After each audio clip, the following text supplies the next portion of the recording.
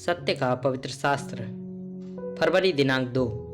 मैं तो अपने ठहराए हुए राजा को अपने पवित्र पर्वत सिय्योन की राजगद्दी पर बैठा चुका हूँ।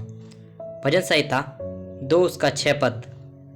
कई वर्षों तक परमेश्वर के लोग, इज़राइल की प्रजा, बिना किसी राजा या न्यायी या उन पर किसी भी शासक के वे अपने आप पर छोड़ दिए गए थे और उनके कल्याण को देखने और उनके युद्ध में उनका नेतृत्व करने के लिए कोई नहीं था।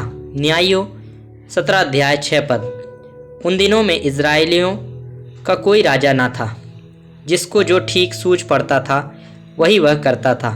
वे दिन अंधकार के समय के समान थे, जिसमें ना तो कोई भविष्यवाणी प्राप्त होती थी और ना ही उनके बीच परमेश्वर का वचन बोला जाता था। अधिकांश लोग अन्य जातियों की प्रथाओं और मूर्ति पूजा का पालन कर रहे थे, जो एक घृणित था, और परमेश्वर ऐसी चीज़ों से नफरत करते थे। भजनकार ने सिय्योन में जीवित परमेश्वर को राजा के रूप में स्थापित करने का एक अद्भुत सत्य प्रस्तुत किया है। मानवीय राजाओं ने हमेशा कठोरता से शासन किया है और विभिन्न प्रकार के कर से लोगों को कष्ट दिया है।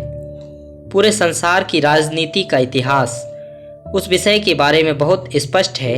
इज़राइल के राजा के रूप में दाऊद हमेशा अपनी प्रजा के कल्याण के बारे में चिंतित रहता था, परंतु प्रभु यीशु मसीह के राजत्व के विषय में वह बहुत स्पष्ट रूप से प्रभु यीशु मसीह को राजाओं के राजा के रूप में विराजमान कर चुका था। वास्तव में प्रभु यीशु मसीह को इसी उपाधि से क्रूस पर चढ़ाया गया था। यूहन्ना 19 अध्याय का 19 पद। और पिलातुस ने एक दोष पत्र लिखकर क्रूस पर लगा दिया और उसमें यह लिखा हुआ था, यीशु नासरी यहूदियों का राजा। जब प्रभु यीशु दूसरी बार लौटेगा तो वह लोहे के राजदंड से संसार पर राज्य करेगा। उसका सिंहासन सिय्योन में होगा और वह यरूशलेम से 1000 वर्षों तक सारी पृथ्वी का राजा होकर राज्य करेगा। राजा दाऊद भी एक भविष्यवक्ता की तरह इस राजा और उसके राज्य और उसके अनंतकाल के राज्य के बारे में घोषणा कर रहा था। लूका 1 अध्याय 33 पद। और वह याकूब के घराने पर सदा राज्य करेगा और उसके राज्य का अंत ना होगा। प्रिय, आप इस राज्य में कैसे होंगे, यह इस बात से निर्धारित होता है कि आपने उसे आज अपने जीवन में कैसे स्वीकार किया है। क्या प्रभु यीशु मसीह आपके जीवन का राजा है?